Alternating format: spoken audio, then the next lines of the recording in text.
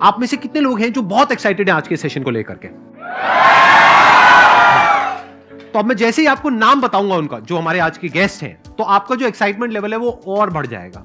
ये बताने से पहले कि गेस्ट कौन है, मैं आपको थोड़ा सा बताता हूं YouTube के बारे में। YouTube में क्या है कि पूरे वर्ल्ड की अगर बात करी जाए तो करोड़ों चैनल्स हैं जो अलग अलग जॉनर्स में हैं, अलग अलग कैटेगरीज में हैं। उसमें से दो बड़ी कैटेगरीज हैं, मोटिवेशन और एजुकेशन। पूरे वर्ल्ड में जो वर्ल्ड का नंबर 1 मोटिवेशन चैनल है वो मेरा है, और जो वर्ल्ड का नंबर 1 एजुकेशन चैनल है किसी इंडिपेंडेंट क्रिएटर का, वो उनका है, जो कि हमारे गेस्ट हैं। उनके 17 मिलियन से ज्यादा सब्सक्राइबर्स हैं। Please give an energetic and warm welcome to the one and only Khan sir.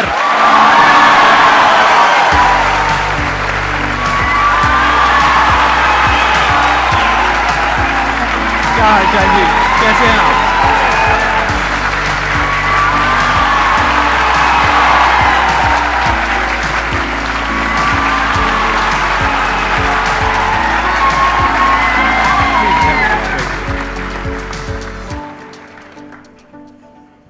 इससे पहले कि ऑडियंस आपसे कुछ पूछे या इंटरेक्ट करे, मेरे माइंड में एक क्वेश्चन है आपके लिए जी।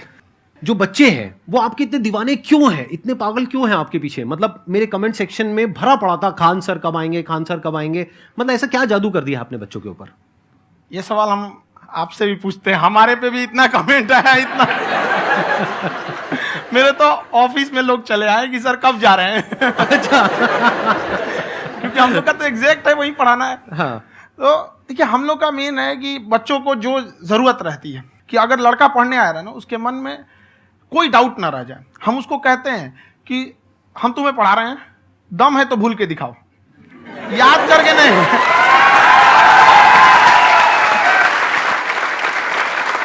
प्लस आप जिस प्राइस पॉइंट पे पढ़ा रहे हैं, आई थिंक वो सबसे कम है, वो बहुत ही कम है। सर ये जो फीस का कल्चर है, ये हमारा इंडियन कल्चर नहीं है।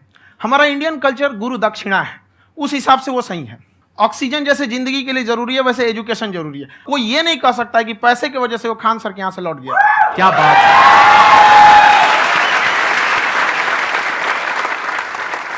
मैंने देखा कि आपका ये जो चैनल है कि ये पिछले 3 साल के अंदर अंदर ही ग्रो किया है। हमको जब चैनल शुरू हुआ तो ये एक दिन में हम 4-5 वीडियो बनाए।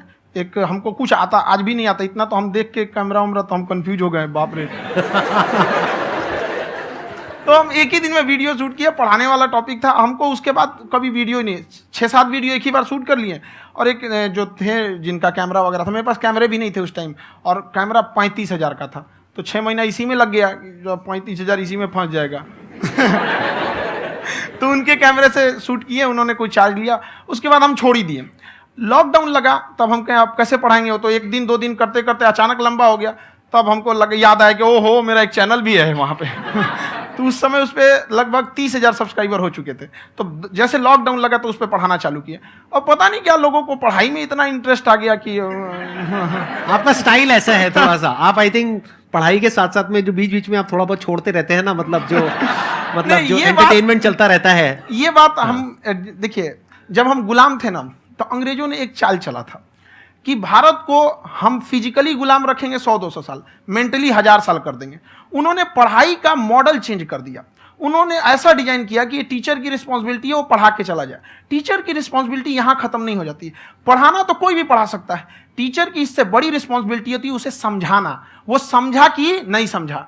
अगर लड़का आपके समझाने के बाद डाउट रह गया तो ये आपकी गलती है। लड़का हमसे पूछता है सर इतनी भीड़ है आपके पास, तो कहते सर डाउट कैसे पूछेंगे? हम कह रहे यार तुम्हारा डाउट बचेगा तब ना पूछेगा तुम डाउट यहाँ पर।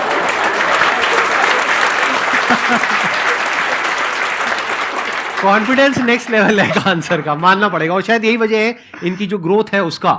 किसी ने शायद सपने में भी नहीं सोचा होगा कि पिछले 2 साल के अंदर अंदर जो आपके चैनल की ग्रोथ हुई है, जैसे आप खुद ही बता रहे हैं कि लॉकडाउन के टाइम पे आपके 30,000 के करीब सब्सक्राइबर्स थे, आज की डेट में 17 मिलियन है। और मेरा एक क्वेश्चन और है, इससे पहले कि ऑडियंस में से आपसे कोई क्वेश्चन पूछे, कि कई बार आप ऐसे भी टॉपिक्स टच करते हैं जो थोड़े से कंट्रोवर्शियल हैं या थोड़े से सेंसिटिव हैं, जिसके ऊपर बात करने की हिम्मत आई थिंक बहुत ही कम लोगों में है।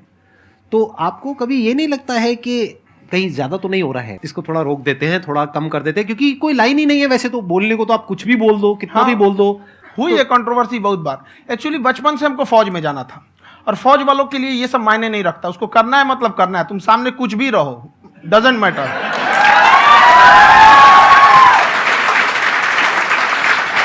और मैंने YouTube पे देखा कुछ वीडियोस में कि आपका जो इंस्टीट्यूट है वहां पर आज से कुछ साल पहले कुछ बम गिरे थे। हाँ, कुछ गिरे थे, कुछ तो बहुत सॉलिड जगह गिरा था, फटा नहीं वो। मतलब आपके आसपास। हाँ, बम को भी पता है कि टीचर की इज्जत किया जाता है।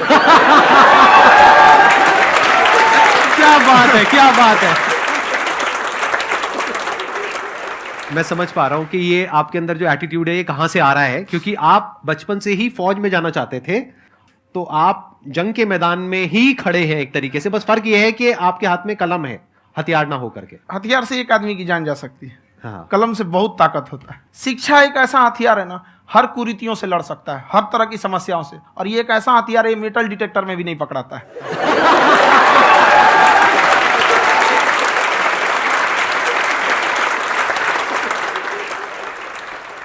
मेरा क्वेश्चन ये है कि अभी प्राइवेट ऑर्गेनाइजेशंस में पीटने का, पनिशमेंट का ये सिस्टम जो है खत्म हो गया है। हम आपके वीडियो में देखे हैं सर कि आप एक बड़ा सा रोल रखे रहते हैं, पुलिस है ना? वाला लाठी है वो, पुलिस वाला लाठी है, और स्टेज पे बुला के बच्चों को उसी से धुनाई शुरू कर देते हैं मस्त एकदम से, है ना? तो सर मतलब कि बच्चे मतलब कि डरते नहीं हैं आपसे, और इस तरीके से कैसे कनेक्टेड हैं आपसे, है ना? और एक और क्वेश्चन सर, यूपीएससी का जो आप अपना बैच स्टार्ट करने वाले हैं, ठीक है, उसके बारे में बताइए सर, क्योंकि मुझे मतलब कुछ इशू करना है सर, ठीक है?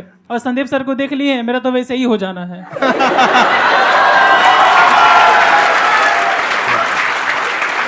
क्या हो जाना है? मेरा पूरा कंप्लीट करो। I'll be an IAS officer next year because I have seen you, sir. My day is like complete, sir. All the best. Thank you so much, sir. Thank you. पूरा बोला करो। हाँ। Thank you. देखिए, लड़कों को जहां तक पीटने की बात है, जब पढ़ाने की बात आएगी तो उसको हम पूरे बेहतरीन ढंग से पढ़ाएंगे। लेकिन जब सजा देने की बात आएगी ना, तो वो भी बेहतरीन ढंग से होगा। ऐसा थोड़ी होगा कि बस एक ही चीज बेहतरीन ढंग से होगा। और डर का होना बहुत जरूरी है। ये डर भी अपने आप में एक मोटिवेशन है, क्योंकि जब आपके अंदर एक थोड़ा सा डर रहे ना, तो डर के भागिए मत। एक ऐसा डर जिसको आप लगे कि नहीं नहीं थोड़ा सा और करने की जरूरत है, फिर तो ये हम इसको क्रॉस कर जाएंगे यहाँ पर। तो लड़कों के अंदर ये डर बनाना भी जरूरी रहता है। और रही बात यूपीएससी वाले की, जो आपने बोला, बहुत सारे लड़के वेट कर रहे हैं यूपीएससी की, क्योंकि 2-2.5 लाख फीस सारे लोग एफोर्ड नहीं कर सकते। और हमारा वही रहता है, हम तो ज्यादातर हमारे स्टूडेंट देखेंगे तो किसी के रिक्शा वाला, सब्जी वाला, यही लोग, इनको तो 2.5 लाख रुपया, इनके पास पूरी संपत्ति नहीं होती है, फीस कहाँ से भरेंगे वहां पे, उसके बाद रहेंगे कहाँ से? तो ऑल ओवर इंडिया से, कश्मीर से कन्याकुमारी तक, गरीब से गरीब भी लड़का उसको पढ़ सकता है। यही कुछ 1000 रुपये मंथली, 12-14 हजार साल का पड़ेगा, खत्म हो जाएगा इतना में।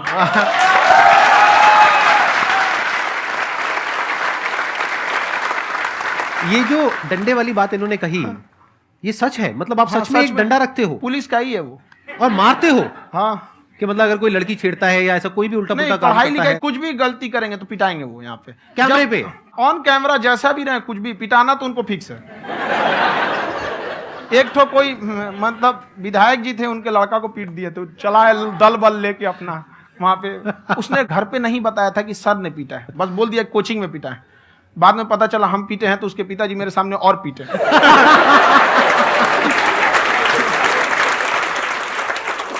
सर आपका सबसे बड़ा डर क्या है, आप दोनों का? फौजी को डरे नहीं लगता है, बाकी अफसर से पूछिए। आज के सेशन से पहले कोई डर नहीं था, लेकिन अब मुझे इनकी डंडे वाली कहानियां सुन करके डर लग रहा है कि कहीं मैंने गलती से कुछ बोल दिया अरे ऐसा और नहीं, इन्होंने कहीं पीछे कुछ रखा हुआ है, और यही आ करके अगर इन्होंने मेरी पिटाई कर दी तो बहुत बुरा हो जाएगा। तो इसलिए हमको थोड़ा डर लग रहा है।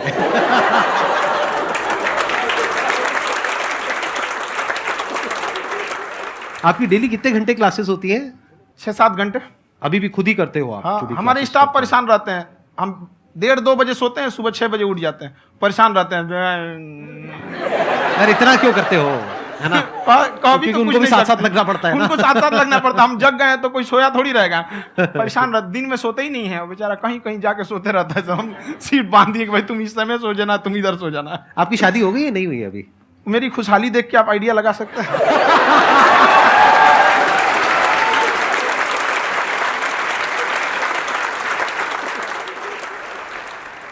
First of all I would like to say sir thank you so much to you and to your team कि आपने मुझे यहाँ आने का मौका दिया। एंड सर अब तक मैंने आपको सिर्फ फ़ोन या लैपटॉप में ही देखा है दोनों को, आज फर्स्ट टाइम लाइव देख रही हूँ तो बहुत अच्छा लग रहा है।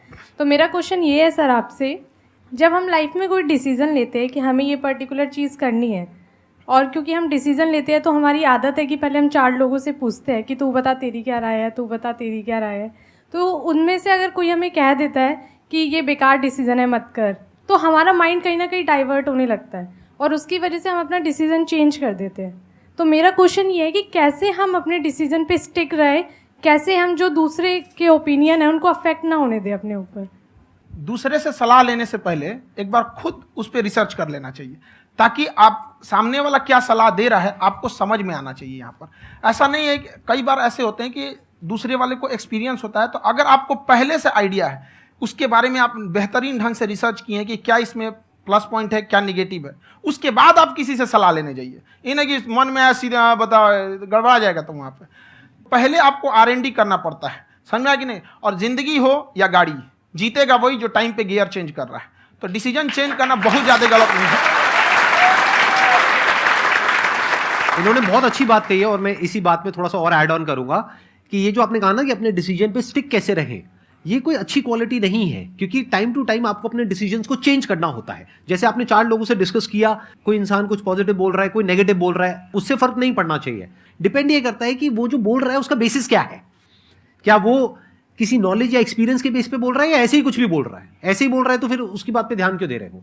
अगर किसी नॉलेज या एक्सपीरियंस के बेस पे बोल रहा है, फिर चाहे वो पॉजिटिव बोल रहा है चाहे नेगेटिव बोल रहा है, दोनों ही मायने रखता है। उसके बाद में रिसर्च करनी है और फिर रिसर्च करने के बाद में फाइनल डिसीजन अपना खुद का होना चाहिए। अब वो डिसीजन उससे अलग भी हो सकता है जो आपने पहले लिया था, और वो सेम भी हो सकता है।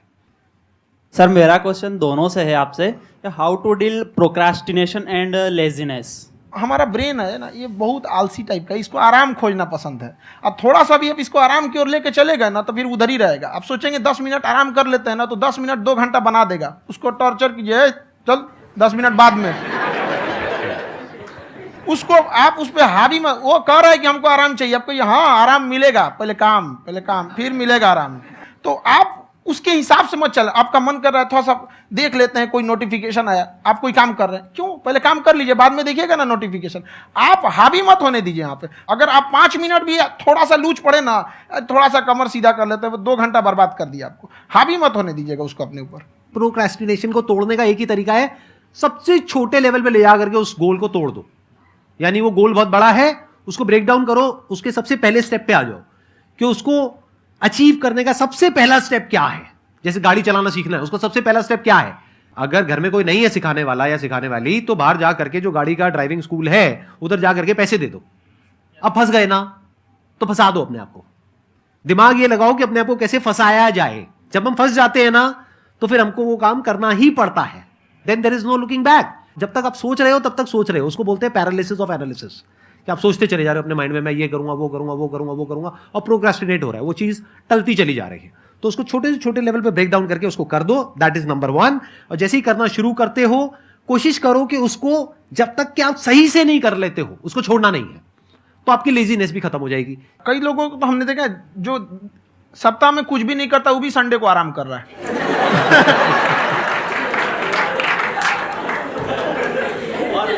वैसे कहा भी जाता है कि अगर कोई काम आपको करवाना है ना तो ऐसे किसी इंसान को दो जो बिजी है। हाँ। ऐसे आदमी को मत दो जो खाली है। ये परफेक्ट एग्जाम।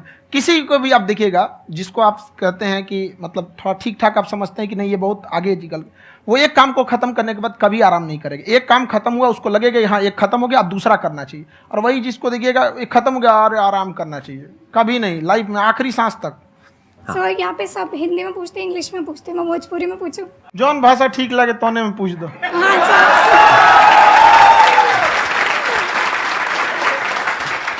सर ये पूछे के चाहते नहीं कि जैसे हमने के पढ़ाई करी नहीं सर, तो कभी कभी डेली टारगेट्स जो होला वो कंप्लीट ना होला। अगर टारगेट्स कंप्लीट भी होला तो फिर ऐसा इरिटेशन या फिर वो एंजाइटी या फिर कि और करना है या फिर अभी नहीं हुआ, वो चीज़ हमेशा रहेला। तो वो कम कैसे करल जाए? देखिए टारगेट्स को ना हम लोग को एक अपने हिसाब से पहले फिट करना चाहिए। ऐसा नहीं कि दूसरे किसी इंसान को देख के हम टारगेट फिट कर ले। कोई लड़का 8 घंटा पढ़ रहा है, कोई पहली बार अभी पढ़ना ही चालू किया, उसको देख के 8 घंटा पढ़ेगा तो पढ़ाई छोड़ देगा। तो आप अपनी क्षमता के हिसाब से देखिए कि आप कितना पढ़ सकते हैं। अगर आपने एक घंटे को बना लिया कि हम 1 घंटा पढ़ सकते हैं, अगले 1 हफ्ते तक उसको सस्टेन रखिए। जिम में कैसे करते हैं लोग, पहले दिन उठा लीजिएगा 1 कुंटल तो हार्ट अटैक हो जाएगा। तो वो धीरे धीरे टारगेट सेट कीजिए और अपनी क्षमता को भी देखिए। हर इंसान की क्षमता अलग है। कंगारू को देख के हाथी छलांग मारेगा, पैर तोड़ के बैठ जाएगा।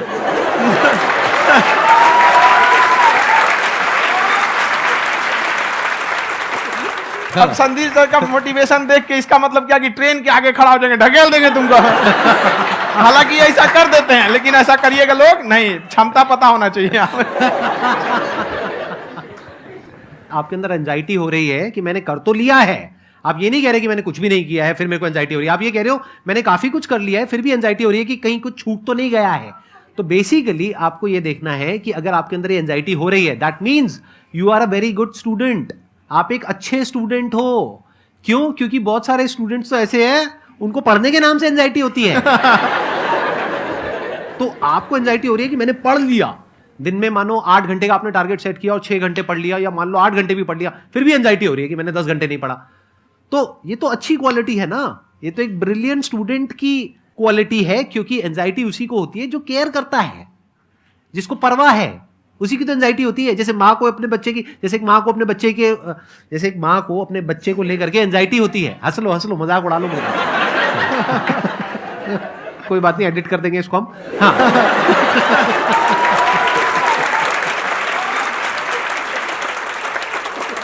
जैसे एक माँ है, उसको अपने बच्चे को लेकर के एंजाइटी होती है, थोड़ी सी भी तबीयत खराब हो जाए उसको एंजाइटी होती है, चाहे बच्चा ठीक भी है, डॉक्टर को नहीं होती है।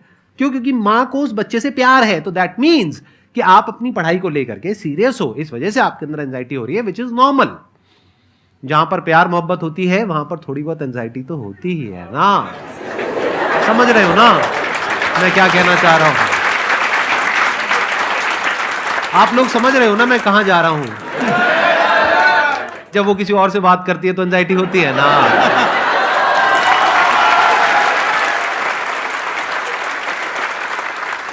सर, आपकी स्टोरी हमने सुनी थी, तो एक टाइम आया था जब आप गंगा किनारे जाके बैठ गए थे। उस समय आपको कुछ समझ नहीं आ रहा था, तो उस समय मतलब आपने ये डिसीजन कैसे लिया कि अब आगे नहीं, यहाँ से वापस जाना है? रास्ता ही नहीं था।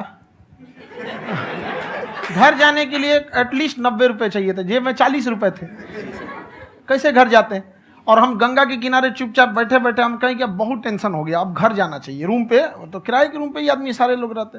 गए वहाँ पे तो रूम लॉक हो गया था। तुम खटखटाए तो ऊपर से गुस्सा से बोले जो ऑनर थे, क्या टाइम हो गया है? तुम कहे 9-10 बज रहा होगा। घड़ी देखिए तो 2 बज रहा था रात का, 2-2:30 बज गया था वहाँ। टेंशन में आप तो होता है, कई बार ऐसा समय आएगा कि लगेगा जैसे अब कुछ नहीं हो सकता है। तो इससे घबराना नहीं है। कभी कभी गुच्छे की आखिरी चाबी भी ताला खोल देती है। जो बातें आपने बताई कि घर में प्रॉब्लम्स ये तो बहुत लोगों ने फेस करी वहां पर। आप अकेले नहीं है, बहुत लोगों ने ये प्रॉब्लम्स फेस करी, बहुत तरह की प्रॉब्लम्स देखी, बहुत तरह की स्ट्रगल्स देखी, लेकिन वो सब इतने कामयाब नहीं हो पाए जितने कि आप हुए।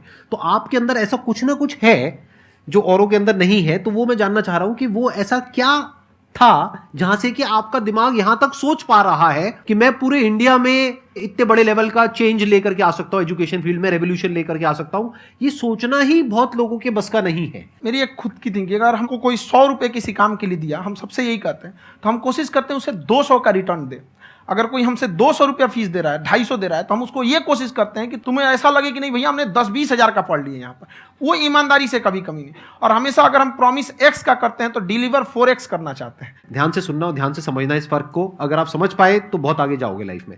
एक वो होते हैं जो ये सोचते हैं कि हमें सब कुछ मिल जाए, हमें कुछ भी करना ना पड़े। दूसरी कैटेगरी होती है लोगों की जिनको जितना मिलता है उसमें भी चोरी चकारी करते हैं या कोशिश करते हैं कि उससे कम दे सामने वाले को जितना कि हमें मिल रहा है।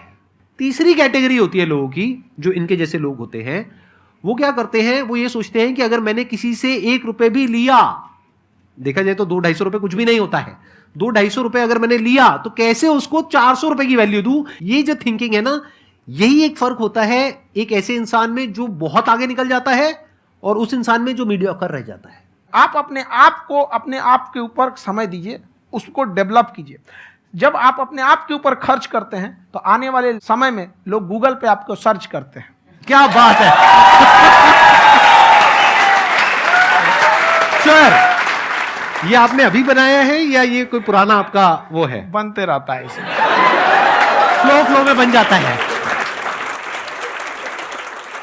आपके अंदर ना सर एक कवि छुपा हुआ है कहीं ना कहीं जो बाहर आना चाहता है। कभी ना कभी आपने सोचा होगा कुछ हाँ, कभी कभी देखिए एक चीज है, संगत का बहुत अच्छा असर पड़ता है। ये चीज को हमेशा, संगति का मतलब लोग हल्के में ले लेते हैं। संगति का मतलब होता है संग संग गति। तो अच्छे लोग के साथ रहेंगे तो संग संग अच्छी गति होती जाएगी, खराब में रहेंगे तो ये भी होता है। बट अपने आप को थोड़ा सोचना चाहिए कि हम केवल जी के मर जाएं इसके लिए नहीं आए हैं। लोग कहते हैं कि सर नाम क्यों नहीं बताते अपना। हमारी एक ही सोच है कि जाने के बाद इस दुनिया से हमको मतलब एक चीज देना चाहते हैं स्टूडेंट्स को, कि वो याद करें कि इस पैसे की भाग दौड़ की दुनिया में हर कोई दोनों हाथ से लूटने में लगा है, खाली हाथ जाने के लिए ये सबको लगा है। तो हर कोई को ये सोचना चाहिए कि था कोई इंसान जो इतने कम फीस में इतनी शिक्षा जो महंगी थी, जो कमाने का रास्ता था, उसको भी एकदम कंपटीशन इतना कर दिया कि अब लोगों को अपनी फीस बढ़ाने में डर लगता है कि अरे यार, लड़का कमेंट करता है कि खान सर इतना ले रहे हैं आप, बहुत बड़ा टीचर हो गए।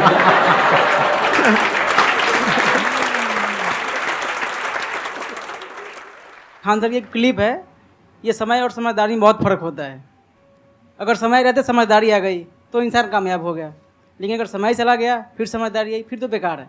तो सर मतलब कुछ आपको ऐसी चीज़ लाना चाहिए जो मतलब बच्चों जो तैयार हो रहे हैं उनको ये चीज़ें मतलब एंड टाइम पे दिखे। समझ रहे हैं आप मेरी बात? नहीं समझ?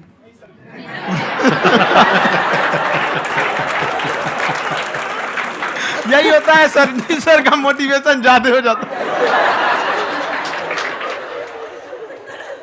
जब आप स्ट्रगलिंग फेज में हैं तो कम से कम चीजों को अपने ऊपर खर्च कीजिए, ज्यादा से ज्यादा सीखने में खर्च कीजिए। अगर आपको राजा बनने का शौक है तो गुलाम की तरह मेहनत करना सीखिए, तब राजा बनेंगे।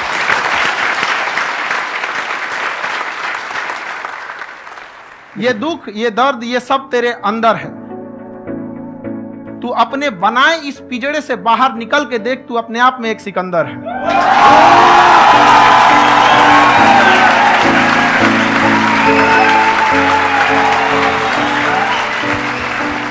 Thank you so much sir for coming. बहुत मजा आया मेरे को आपके साथ में इंटरेक्ट करके। आई एम श्योर आप लोगों को भी बहुत मजा आया होगा।